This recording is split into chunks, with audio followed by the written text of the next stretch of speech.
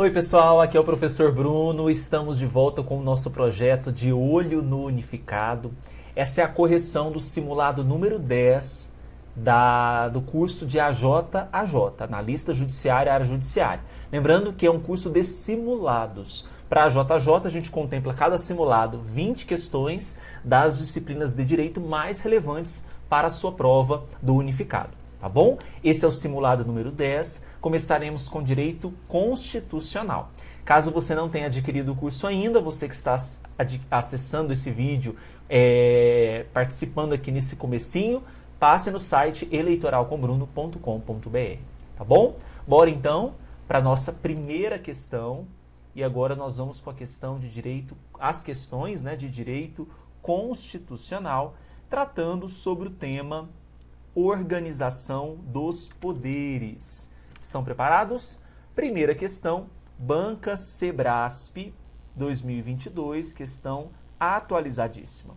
Olha só, o poder de veto que tem as chefias do Poder Executivo em relação a projetos de leis aprovados pelo Poder Legislativo, quando estes forem inconstitucionais ou contrários ao interesse público, encontra fundamento no princípio da separação dos poderes. Uma questão legal, uma questão massa, porque é o seguinte, pessoal, quando a gente fala do veto, de fato, o poder de veto que tem as chefias do executivo, e aqui eu estou falando do presidente, governador, prefeito, em relação a projetos de leis que foram aprovados pelo Poder Legislativo no âmbito, seja, por exemplo, municipal, aqui nós temos a Câmara, na Assembleia, nos estados, Quando esses projetos forem inconstitucionais ou contrários ao interesse público, que é o que se busca, nós temos aqui sim o fundamento no princípio da separação dos poderes, observando então, visando então, aquele sistema de freios e contrapesos. Não é porque houve aprovação pelo Poder Legislativo, mas esse texto, essa norma inconstitucional, é possível sim que o Poder Executivo controle o Poder Legislativo em sua função legislativa e ainda está de acordo com o sistema de freios e contrapesos. Por isso que nessa primeira questãozinha, nós assinalaremos como correta. Ok? Então, questão número 1, certa, lembrando daquele sistema de freios e contrapesos. Então, nós vamos ter essa atuação visando esse sistema de freios e contrapesos. Próxima questão, número 2, quadrix. A Constituição Federal de 88 dispõe acerca da existência dos poderes legislativo, executivo e judiciário, todos eles dotados de funções típicas, sendo inconstitucional a realização de qualquer função atípica, como, por exemplo, o Poder Executivo realizar a edição de normas com força de lei. E aí? É algo tão básico isso que nós vamos dizer aqui, Nós temos os três poderes: executivo, legislativo e judiciário. Cada um desses poderes tem a sua função típica, aquela função que nasce com aquele poder. O Poder Legislativo, por exemplo, tem a função típica de votar, criar leis e aprovar leis. Então, aprovação de leis, discussão de leis. Poder Judiciário, a função jurisdicional como função típica, julgar lides. A função executiva de organização da administração pública. Enfim, não significa dizer que esses poderes não tenham funções também atípicas. Então, eu tenho no Poder Legislativo função atípica de legislar, mas eu tenho também funções atípicas de fiscalização, de controle. No Poder Judiciário, por exemplo, a função típica de julgar, mas ao mesmo tempo cria lei, vamos dizer assim, cria-se regimento, então tem a função normativa. Então, eu tenho aqui, nesses poderes, também a função atípica.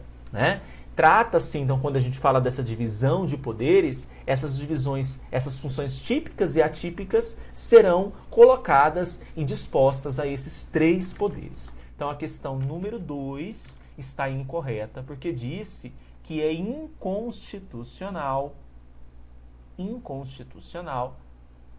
a realização de qualquer função atípica. Está errado, a gente viu que é totalmente constitucional.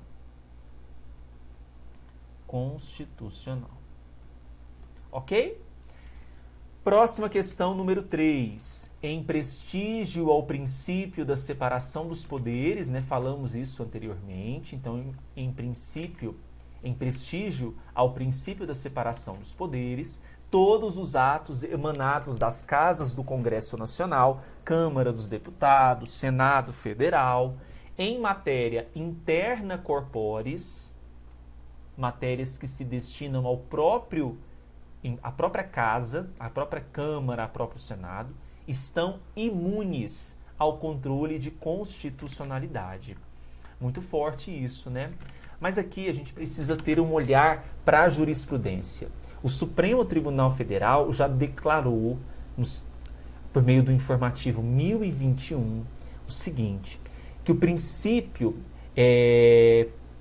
haja vista o princípio da separação dos poderes, respeitando as normas constitucionais, então, observando o princípio da separação dos poderes e respeitando as normas constitucionais, é defeso, é proibido ao Poder Judiciário exercer o controle sentido de alcance das normas regimentais das casas legislativas. Então, a regra é, não pode.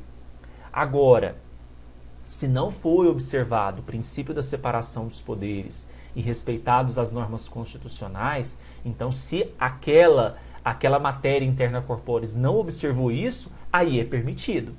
Por isso que a nossa questão número 3, vocês vão assinalar como incorreta, porque disse, em prestígio ao princípio da separação dos poderes, todos os atos emanados das casas do Congresso em matéria interna corporis estão imunes ao controle de constitucionalidade? Errado, né, gente? Nós vimos que se não observar o princípio da separação dos poderes, não respeitar as normas constitucionais, não se fala aqui nesta imunidade, tá bom? Anotem o informativo, talvez vocês queiram consultar para fazer a leitura, informativo 1021, beleza?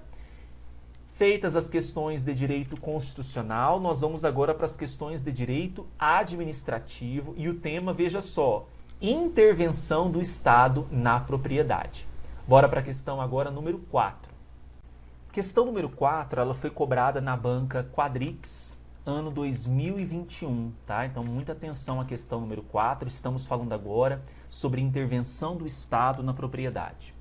No caso de perigo público iminente, ou seja, um perigo público prestes a acontecer, certo? A autoridade competente poderá usar de propriedade particular, assegurando-se ao proprietário indenização prévia.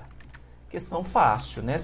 Essa questão aqui é mais de direito constitucional, né? Mas como estamos falando de intervenção do Estado na propriedade, o artigo 5º da Constituição, inciso 25, diz que no caso de iminente perigo público, a autoridade competente pode usar de propriedade particular, assegurado ao proprietário indenização ulterior, uma indenização posterior, se houver dano. Então, há aqui uma exigência. Para que haja essa indenização, é necessário que tenha dano. Então, a questão 4 está errada, porque está falando que é necessária solicitação de uma indenização, assegura ao proprietário indenização prévia, mas é uma indenização ulterior, uma indenização posterior. Ok? Então, questão número 4, incorreta.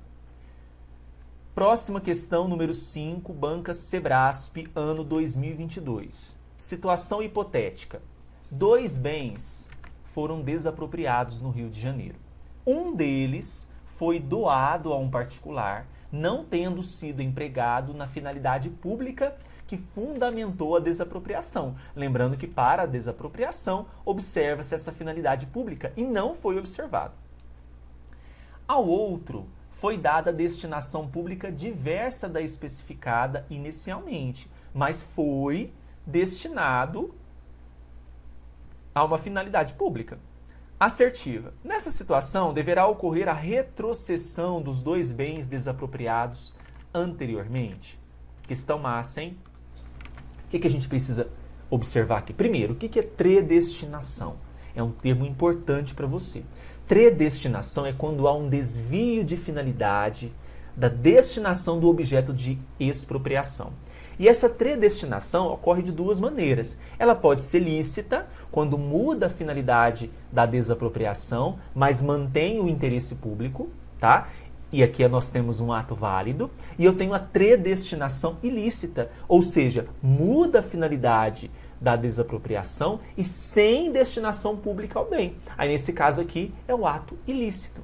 Nesse caso em que muda a finalidade sem destinação pública, dá direito ao direito que nós chamamos de retrocessão. Aí você me pergunta, mas professor, o que é retrocessão? É o direito que tem o expropriado de exigir de volta o seu imóvel, tá? Caso o mesmo não tenha o destino para o qual se desapropriou.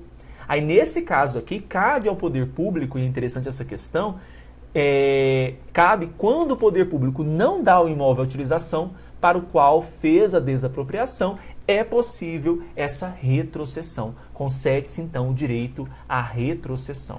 Então, perceba, nessa questão aqui nós temos duas situações, né?